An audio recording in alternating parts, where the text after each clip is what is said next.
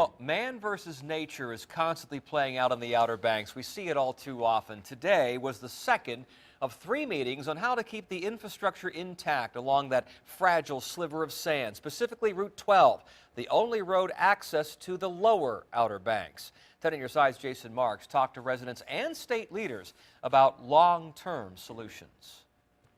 Another night here on the Outer Banks and another night that Highway 12 on Hatteras Island is closed. That's because of high tide. Residents say situations like this are becoming worse and worse, and they would like to see the Department of Transportation do something about it sooner than later. It's ridiculous. The wait to cross the Bonner Bridge on Hatteras Island is comparable only to the time residents say it's taking to find a solution for Highway 12. This may well be the most unsafe road in the Western Hemisphere. Even days after a winter storm, 12 is down to 1 lane, and with every high tide, it has to close. Well, they've been plowing sand now for years and years and years, and it's just every time they plow it away, the next storm comes in, it's just the same thing happens again. The ride has become typical, a road covered with sand and water.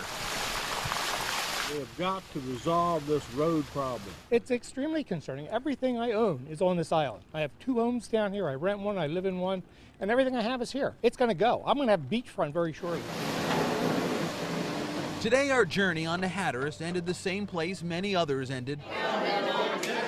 A meeting with North Carolina Department of Transportation and a chance to ask for a solution. We're trying to think outside the box too. Are there other things we can do so that they're not just rebuilding the same dunes over and over again?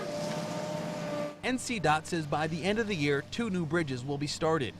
One is a $98 million Bonner Bridge replacement, and the other is a permanent structure over the new inlet created by Hurricane Irene. They need to build a bridge. We got to be able to get through across that new inlet. There's no question about that. But the immediate concern is the Merlo Beach area, getting through the S-curves and saving the beaches here.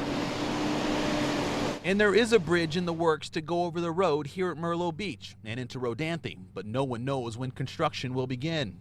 DOT says other solutions are being hashed out. There's an immediate need here right now, not something 2 years out. Something's got to be done now. That's what we're asking for, and that's what we hope they can do.